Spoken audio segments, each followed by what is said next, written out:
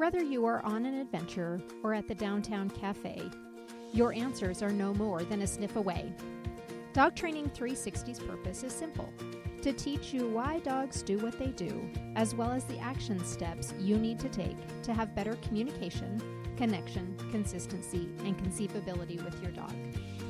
So we're going to continue our journey on Come, and it may take us the next month to get through this process and challenging everybody. But if you're just tuning in, I would advise that you go listen to our first podcast from last week on just really, us talking about Come and how abstract it is and our thoughts and feelings on it. And so today we're going to talk about one of the very first steps of Come and the process that it takes to get 100% Come every time.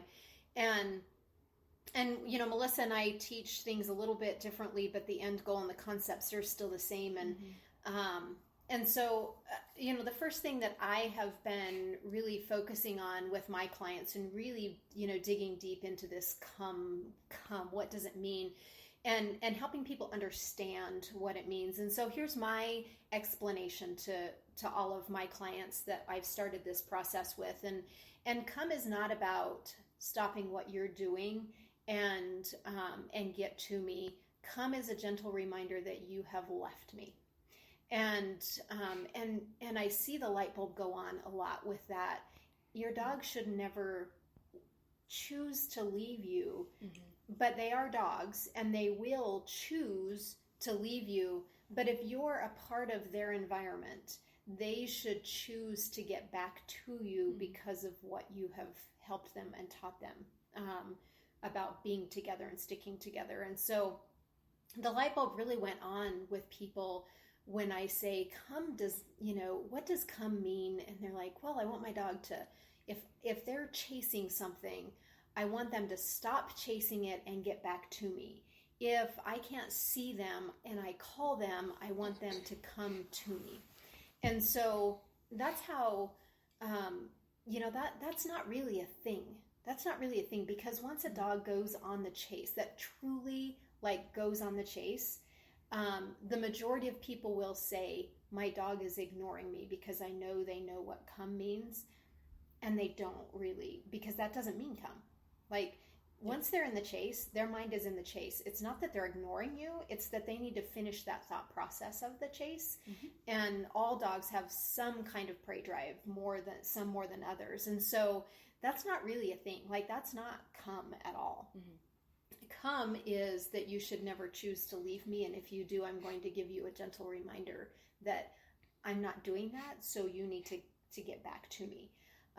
And so that's how I've been describing Come to my clients. And so, Melissa, how are you explaining or describing Come to your clients? Pretty much that same way, different wordage, but the idea of why'd you leave the pack? Yeah. And kind of the pack's going over here. What are you doing? Yeah. And not, Come is not a discipline. Yeah. Come is not to get mad at your dog, but it's oh no, the pack's not chasing that. We're going over here. Yeah. So let's come back to the pack. Yeah. So it's the two-part, why'd you leave the pack? Let's go to the pack. The pack travels together. Yeah. Kind of mentality. Yeah. Because that's how dogs work, is the pack travels together. Right. Yeah. Yeah. I like that. And I also ask people, when has your dog tried to have a recall on you and you've ignored them? Yeah. Right. That's good. Do you come to your dog? Yeah. If your dog, and I think a lot of times it's a different, because it's human and dog. Right. It's a very different relationship. Right. But do we come to our dogs? Yeah. If our dog's asking for us or wanting us to come into them? Yeah. Or do we only have it on our terms? Yeah. And that's very abstract. For sure. But to kind of, I think anytime I ask it, people kind of go, oh, am I somebody that responds to my dog? Yeah. But expects my dog to respond to me? Yeah. Yeah. So I'm gonna play off of that for a minute, because I think that's a really abstract comment, because I go to my dogs a lot, and this is how I go to my dogs. The two girls love to hang out in the studio when we're in the studio, and and they're at the door and they're looking in, and it's not like, oh, I'm just checking to see if you're there. They're like, hello. And for me to come and open the door is not them coming to me, right? I'm going to them, and I'm answering that question and saying, oh yeah, sure, come on in. You can, come hang out with me because I know you want to hang out with me. And so another one is when the girls were kind of at this stage where their leashes aren't on in the house, and so if they choose to leave me and I say, hey, where are you going? And they don't answer by coming back, then I'm going to go to them to see what they're doing. Mm-hmm. And lately it's been, I've got to go outside and go to the bathroom. So I'm coming to my dog. Yep. And, so I'm answering that to get, so when I do say, hey, what are you doing? And they come back to me, then it's that, mm-hmm. it's that give and take. They're coming into me, I'm coming into them. So that's really definitely an abstract thought process and a step to think about of am I answering that call as much as I expect them to answer my call mm-hmm. of coming into me. So I like that. Keep going. Yeah. That was good. So, and I always think about things. Nature makes sense to me, mm-hmm. and so that's a lot of my dog's stuff. Uh-huh. I equate to being out in nature. Yeah. But ever since Cooper, we got her at 6 weeks old, she does this thing where she's out exploring. Mm-hmm. We call it checking the parameter. And she has a 20-foot bubble that she will, wherever we're at, kind of just walk around. Yeah. And she'll stop and look at something and then look at us. And she'll keep doing that until we respond to her. Yeah. And usually it's just we give her a thumbs up and she okay, and she keeps doing it. Yeah. When she was younger, we ignored her and then she'd start going further. Almost like she was searching for something. Yeah. And so if we ignored her, then she would just keep searching until we acknowledged, and then, oh yeah, okay. Yeah. And she does her parameter, and she comes into us. And so for all our girls, when they're out exploring, they all stop and they'll look at us. Mm-hmm. We give a thumbs up, and then they keep going. Yeah. If we don't, and they'll wait at that spot until we come to them. Yeah. Yeah. And it's just a funny little quirk that they've all kind of caught on from Cooper. Yeah.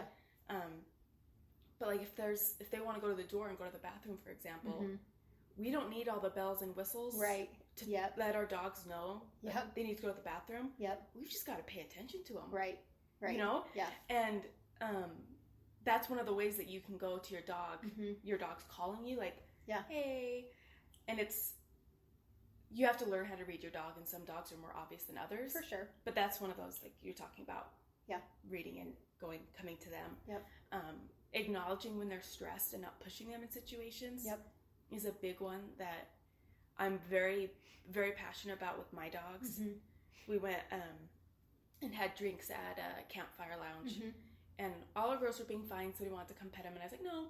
Yeah. They don't want that. My dogs do not like that. Right. They'll tolerate it. Yep.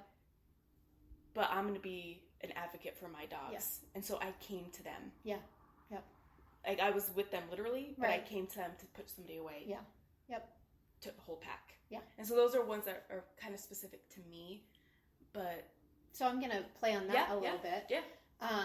So, as we think about come and we think about the process and the steps and this abstract thing that it is, it's what you're doing is protecting your pack and teaching your pack that we stick together and that we're together, and that we don't always welcome others into our pack. Yeah. Mm-hmm. And that's how we, like, if we stick together, then those things go away. Yeah. Type of thing. Mm-hmm. So it's all this come is all part of this. There's these little things to think about of everybody doesn't have to pet your dog, and we don't have to go see everybody, and everybody doesn't have to come see us all the time, as much as it's this, we're gonna protect our pack in a very polite way and having manners, because we want to keep our dogs having manners because we can take them everywhere.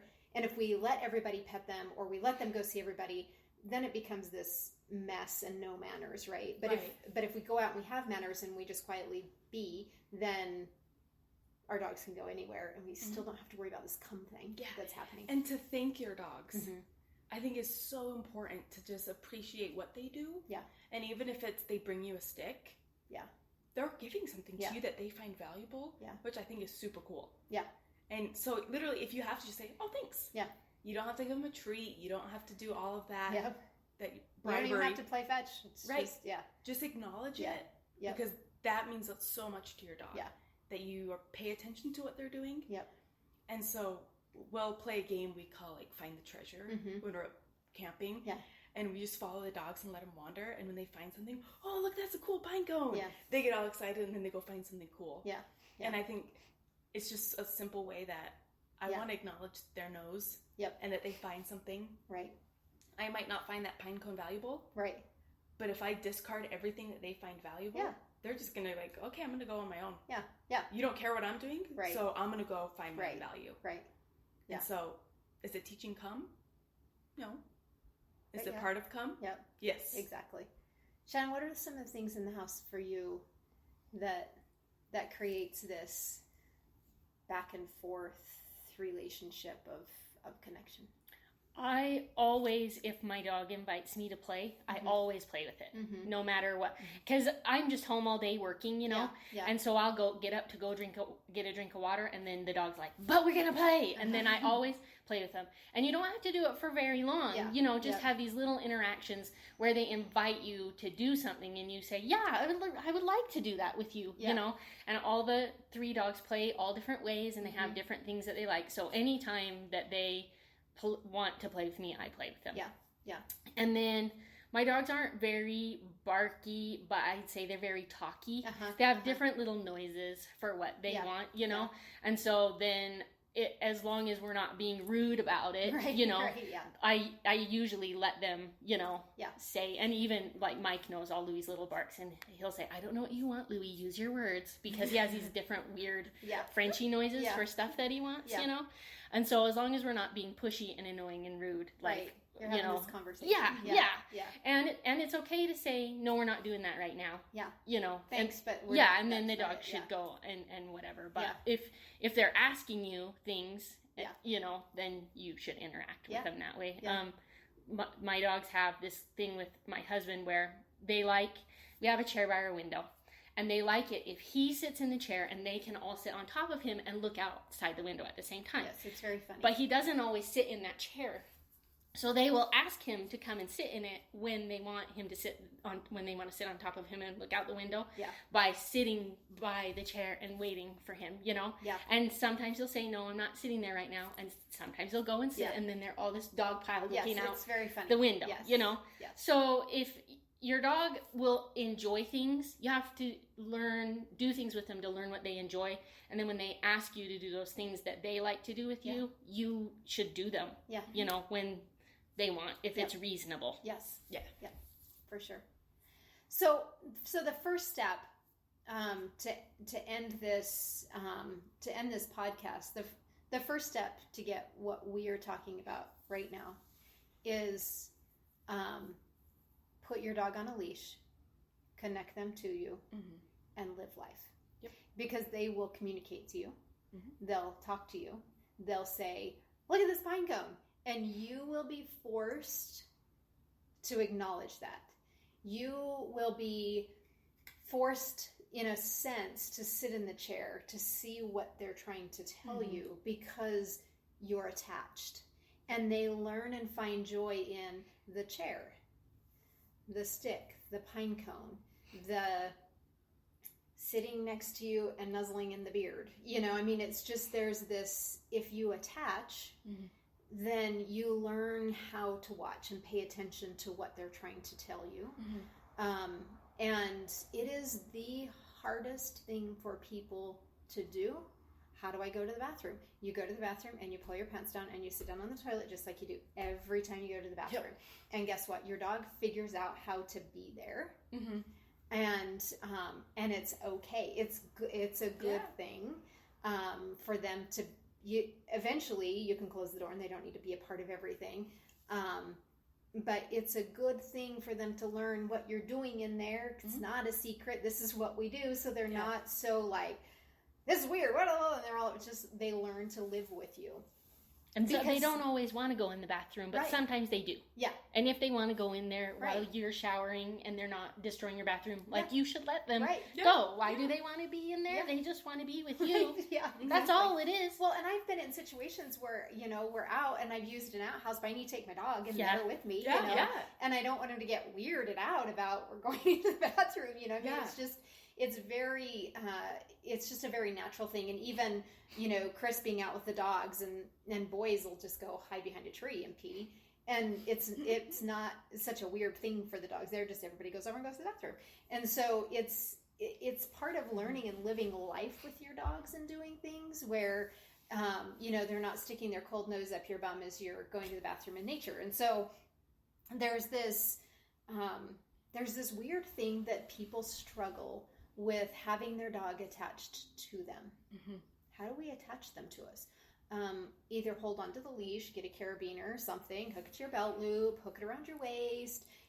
You live life with your dogs. And so that is your very first step to getting a solid, what we're going to call come, that's not really come, of your dog wanting to be with you and hang with you and stick with you in your environment and the way you live and what we are doing. We are that pack. Mm-hmm. This is what we do. And if you're not in a situation where they, have to be attached to you, then they either need to be in their crate, and we're a big advocate of crate training, because if you're not going to be with me, you're going to be in your crate. I'm going to control this situation for a while. Yep. Or they are in their yard. If you have a fenced in yard, I call that their dog time, and I'm okay for them to be out in the yard, not attached to you. And if you don't have a situation where you can give your dog time, then cable and tie them out, and you can stay out there with them, but don't be kind of let them have some of their own break, just like we as human beings all need a break from each other from time to time. And so, give them something that's dog time, but never sending them away from you. It's just like, okay, outside your dog time. And I'm a big advocate of letting them drag a rope, maybe a 4 to 6 foot rope, when they're outside. So if they choose not to connect with me when I step out, that I can just go get the rope and attach it back to me and go. So that's my step one homework that I always give everybody. And I can tell you that is something that I do, and I'm very religious about it. And I've really been thinking through how I get my dogs that connected to me, and it starts right there. Mm-hmm. And so about 50%, and I'm being a little bit generous, 50% of my clients can do it. It's probably closer to 30. Yeah, same. So, Melissa, what's your first homework that you give people in that we've got to build this connection to get this word that we're going to call come? Leash in the house, the same kind of situation that you do. No more doggy daycare, no more that kind of push your dog away type things, and hand feeding. Okay. Yeah, it's good. Are the big, that's week 1. Yeah. That's all I want you to do. Yeah. Shannon, what were things that you did as you brought in each dog? Ripley was kind of she had some behavior stuff going on from being tossed around from different people and different rules, and she was definitely a gathering things kind of dog. So. You do a lot of leash work. Ripley, I did a lot of back tying with her. Mm-hmm. She really, really does want to stay with you. Mm-hmm. She has a strong want to stay with you, but then she'd get like a little naughty hair and think like she should go in the other room and try to eat something. Yeah. So I back tied her to my desk and to the dog bed so that she learned to come in and sleep on the bed, and then she wouldn't go try to eat. She liked to get the laundry out of the laundry basket at my house and like just strewn it all over the floor. She didn't eat anything or destroy anything, but she'd just like get all the socks out of the laundry, and then they'd just be all over everywhere. And she does still like socks, because I noticed the other day I took my shoes off and just put the socks inside, and she was like sitting by my shoes like, I love socks. And I'm like, no, we're not playing with these socks right now. We're gonna go do whatever. So with Dutch, I had to put her on the leash and have her connected to me because she was afraid. Yeah. She didn't believe she could like go places. Right. And so I had her attached to me. So like we could go in this room and we can walk all along here and we can sit here and we can sit there and you can sit by me and you can sit by Mike. Yeah. You know, and so I did. So I had a lot of leash with her. It's interesting to me how our pack has formed. Yeah. Because I had 3 dogs that really, I would say, were not really connected to other dogs. Yeah. They liked other dogs, but they didn't care. They were like their own thing. Mm-hmm. And I've really, really noticed like the past couple weeks that they really have become this little unit of fun. Yeah. Where, because like Dutch loves to be outside. And if I open the door and say, go ahead and go outside, it used to be woohoo, and she'd run all over. Now she stops on the porch and looks for the other dogs to come out with her. And if they don't want to come out, she doesn't want to go outside. Okay. And Louis will do the same thing. He'll want to go outside or inside, but then he'll wait for all the other dogs to come.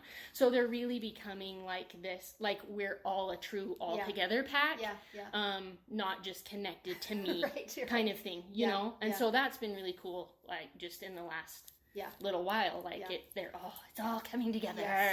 You know, that we're all this has together. been a year journey. It's not like this happened in months. No, I've had Dutch I got at the beginning of May last year, so it's you know, over a year of being together all the time and working on it. But I like they are always all connected to me because I do want to play with them and I do want to be with them and be like the coolest, you know? Yeah. And it took a long time for them to figure out everyone's the coolest and we're like all together. Yeah. But we're there.